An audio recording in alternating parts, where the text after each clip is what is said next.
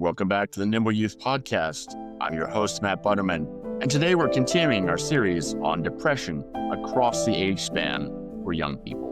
We've talked about depression in elementary school kids and in middle schoolers, and today we're moving into high school, where rates are higher, symptoms are more complex, and the stakes can feel much bigger. I'm joined again by Dr. Gretchen Hoyle, a pediatrician with over 25 years of experience and someone who spends a lot of time caring for adolescents with anxiety and depression. Before we start, we remind you that this podcast is intended for informational purposes only and does not substitute for medical advice from a qualified mental health or medical provider. Please visit a healthcare professional with any questions about your child's mental health. Dr. Hoyle, thanks again for joining us for what is an increasingly common but so often misunderstood behavioral health concern for young people and their parents today. Thanks, Matt. High school is such an important and potentially vulnerable developmental stage. So I'm really glad we're talking about this. Right. So by late adolescence, it's about 15 to 20% of teens that will meet criteria for depression at some point. And we've seen a significant increase over the past decade, even like with the sharper rise since the COVID-19 pandemic. Certainly in my clinic, I've seen a lot of increase, sort of since that event. Rates of depression, anxiety, suicidal ideation, and ER visits for self-harm have all been increasing, especially among teen girls. And this isn't just anecdotal, it's showing up clearly in pretty much all the national data. Yeah, it certainly is. So do depression symptoms look different in boys and girls? Yeah, they often do. Girls are more likely to report higher rates of depression and anxiety. They have higher rates of suicidal thoughts and attempts. Boys, on the other hand, have higher rates of completed suicide, even though they report depression less often. Their symptoms may show up more as irritability, anger, withdrawal, risk-taking behavior, rather than sort of classic sadness. And what about in LGBTQ plus teens? Right. So this group experienced significantly higher rates of depression, anxiety, and suicidality. This is largely driven by minority stress, things like rejection, bullying, discrimination, lack of affirmation. One of the most powerful protective factors that we know of is that at least one affirming adult in a teen's life, and family acceptance matters enormously for these kids. Yeah, that's really important to remember. So you said that in your practice, all high schoolers get screened for both anxiety and depression. And why is that? Right, there's just so much overlap between anxiety and depression, and they're just like highly comorbid conditions in adolescence. Anxiety often comes first in their symptoms, and it can kind of mask depression.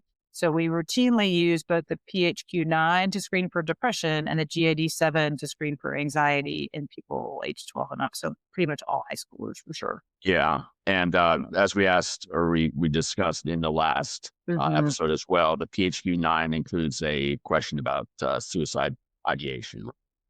Correct. So question 9 asks whether or not that person has had thoughts that they would be better off dead or hurting themselves in any way. And so then the responses can be not at all, several days, more than half the days, nearly every day. And this is like looking at the most recent 2-week period. Any positive response to that question requires additional follow-up. It doesn't automatically mean that the teen is actively suicidal, but it always means we need to ask more questions to ensure safety. Sure. So you also use some other tools besides the PHQ.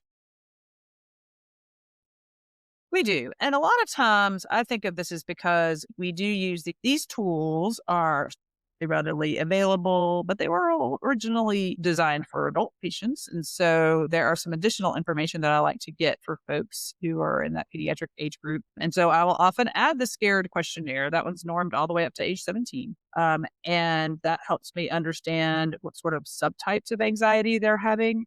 And it has both a parent and patient response form. So there's one for each person to do. And sometimes I will get additional information from parents because they're seeing other things. And then also I will, for depression, I will use either, it's the mood and feelings questionnaire. And there's a short version that's 13 questions and a long version that's 33 questions. I do find the long version is really helpful, especially in high schoolers, because it captures things that we don't see as clearly in younger kids, like sleep changes and appetite changes and body image concerns, feelings of hopelessness and suicidal thinking. And just like with the SCARE questionnaire, parents fill out their version and their perspective really does matter as well. Yeah. So what stands out to you in the long version of the MFQ? Right. So just to give like a frame of reference quickly, like the short version. So the questions on the short version are also present on the long version, but the short version is, whether they feel unhappy or miserable, not enjoying things, feeling really tired, feeling really restless, not feeling like they're good anymore, crying a lot, finding it hard to concentrate, self-hatred, feeling they were a bad person, feeling lonely, feeling that no one really loved them, never like feeling that they could never be as good as other kids and that they were doing things wrong. So those are the baseline questions that are on the 13 item scale. The 33 item scale, it has additional things about like appetite changes, slowed movement and speech. And these will show up on the PHQ-9 as well, but they're phrased a little bit differently for this age group. Talks about social withdrawal, talks about negative self-concept, so how they feel about themselves, hopelessness, and then it's an in-depth look at their thoughts about death and suicide. So those questions help us understand the severity, not just the presence of these depression-type symptoms. So, I will typically do a fairly deep dive when patients present with these kinds of concerns. And so how do you use the numerical scores that those questionnaires yield? Right. So it's for the long version, it's a 27 or greater on the self-report, and then 21 or greater for the parent one. But more important than the single score is what's happening over time. So if you have a really high score, when you're meeting them, you're making a diagnosis and stuff, then certainly that's alarming. We want to get all of our options for getting a handle on that, particularly if there's thoughts of self-harm or really negative self-thoughts. But we also use these tools over time. So we will do this questionnaire, get a symptom score, make interventions, and then remeasure it and see if we're going in the right direction. So this is the idea behind measurement-based treatment to target. So we're tracking symptoms and to help us sort of figure out what our best treatment plan is. Yeah. And so let's talk about those treatment options then. Sure. So treatment usually includes therapy, medication, or both. And a lot of times treatment is driven by comorbid conditions. So for sure, folks with depression need to be screened for anxiety as well. A lot of kids, especially in high school, will have both depression and anxiety. Sometimes they have had sort of long-standing anxiety that started when they were much younger, like we talked about in the previous episodes. And now what's happening is that their brain has been sort of inundated over a long period of time with worrying. And over time, that can really make it so that the brain feels sort of overwhelmed and it sort of starts shutting down instead of being hypervigilant. It sort of reduces its activity to where people withdraw from things that used to be enjoyable. And so we do need to address anxiety and depression, based on what place we are in on that continuum. And then ADHD is often a factor in the mix as well. And so whether a child has anxiety, depression, or both, a lot of times that can impair their executive functioning. And sometimes it's, it's a bit of a chicken and an egg kind of thing, because if you're having trouble with executive functioning and you're having ADHD and that's been going on for a while and you've been struggling with that, then there are some things that can precipitate or really can cause your depression to stay around longer. So if you're having trouble with ADHD, that can be contributing to anxiety and depression and vice versa. And so when we think about depression, I'll often think about sort of the 4 Ps, things that we want to consider when we're seeing a patient who has this condition. So one of those things, the first thing is things that predispose to depression. So that first P is often the things that we think about as a sort of biological things, and sort of how that child is wired up and whether or not they're prone to depression based on family history. There are also going to be precipitating factors. So precipitating things are often contextual events, like things that happen within that child's life that often happen around the same time that the depression starts. And so those are, events often that are around grief and loss or just like continuous stress. So bullying can do that, a lot of difficulty like in school, all of those types of precipitating factors can play a role. And so that's predisposing and then precipitating. Then there's the perpetuating factors. So these are things that make it hard to pull out of. So if a child is in a family structure or system where we're sort of having ongoing stress and ongoing chaos for one reason or another, then that really can perpetuate their symptoms and it makes it harder to sort of turn that around. And then there are the protective factors. So that's the other direction. And these are things that reduce the likelihood of the depression continuing to worsen. And so the protecting things, we want to really look at ways that we can strengthen and further sort of leverage those protecting factors. So those can be things like a good social network or like extended family that can be helpful, in interests that the child has. We really want to get them to engage in in-person, embodied experiences that are healthy for their brain that they enjoy, as that can really help change your brain chemically. And of course, lots of changes going on in the high schooler's brain chemically with, continuance of puberty. And also, we have to consider that sometimes high schoolers, there are other chemicals involved. So that would be things like substance use. And we need to take that into account when we look at depression. And so we need to screen for those conditions. We want to address those conditions. We want to support that person with a therapy.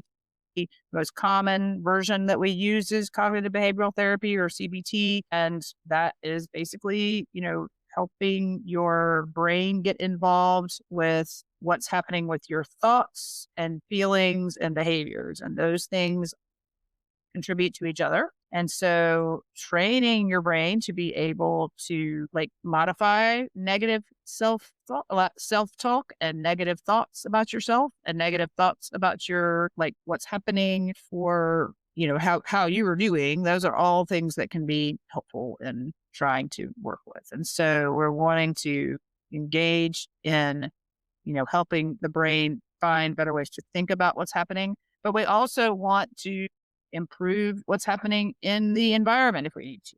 So supporting the family is a really important thing to be able to do in this setting. So, and a lot of times by the time kids are in high school, families have been, there's just a lot of time for things to accumulate that can be troublesome. And so a lot of times this is when, parents are, having to take care of other family members. So their own parents, or they're dealing with illnesses for themselves, for physical things, or they have, additional stress at work. I mean, all of those things are happening sort of simultaneously as the child, as the patient is becoming more and more independent. A lot of times there's just more of a ramp up for responsibilities, parents in that same age group. And so helping make that an easier transition can be really helpful. And then also addressing any issues that those, children, like high schoolers spend a lot of time at school. They're doing that most of the day, most of the time during the day and most days of the year. So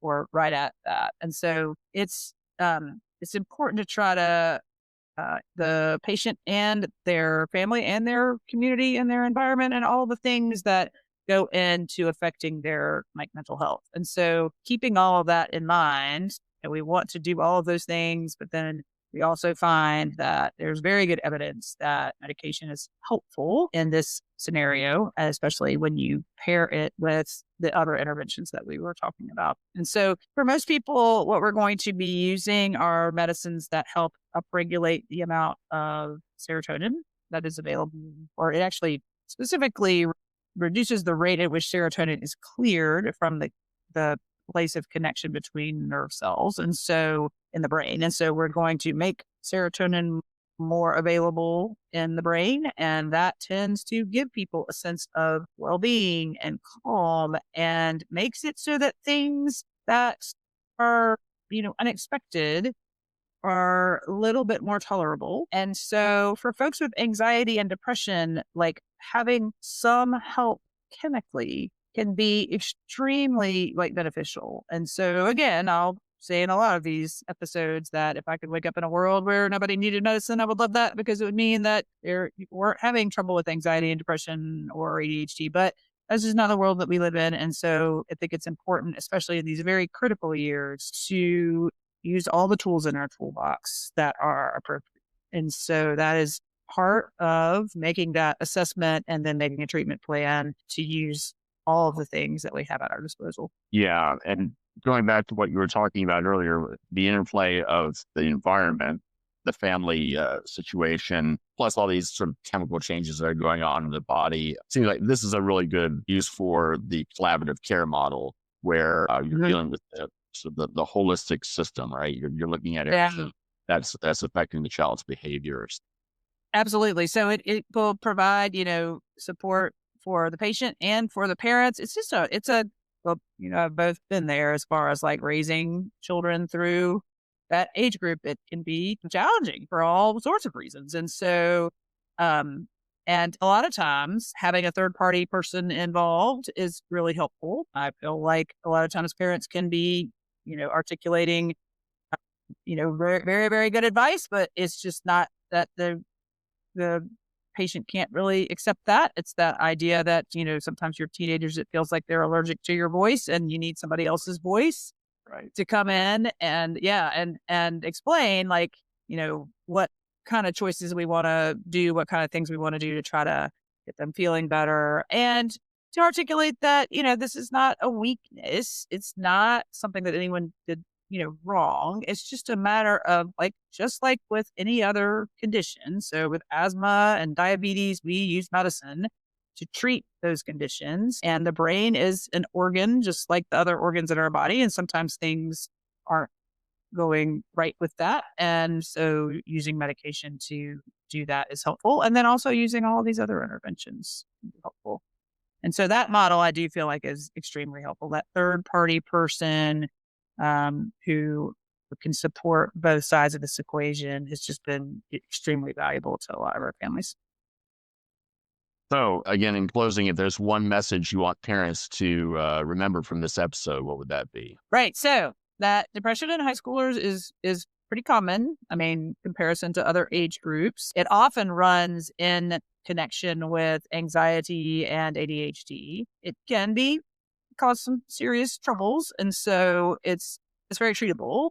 And so we really encourage folks, to, if you're having those concerns, to connect with a healthcare professional who can do an assessment and come up with a treatment plan. There are lots of available strategies, and, optimistic and, confident that the right strategy can be found for these patients. Asking questions about how they're feeling and whether or not they're feeling like potentially having suicidal ideation or thoughts of self-harm. Asking questions does not put an idea into someone's head. So it is important that if parents are concerned about that possibility, that they ask those questions, or they get the patient to, or the child or the adolescent to either pediatrics provider or a mental health provider, someone who can do a full assessment to try to see what is happening with them from the inside. Yeah, I think it's a really important message. In this case, you really do want to sort of address the elephant in the room, right? Right. Yeah. Yeah. Sure. Yeah. Well, Dr. Hoyle, thanks again for walking us through this period of development and the various and how depression manifests in this particular age group. We'll continue our discussion on depression through the lifespan, bringing our focus specifically on college-age students, which is a time when stress often brings latent problems with depression to the fore. And thank you to our listeners today for joining us. whether you're listening on our audio podcast, which is found on all major podcast platforms, or watching us on YouTube. I remind you to please rate our content and offer comments or questions at our website, www.nimbleyouthpodcast.com. And please also follow us on social media at Nimble Youth Podcast. Until next time, please take care of yourselves and the young people in your lives. Bye for now.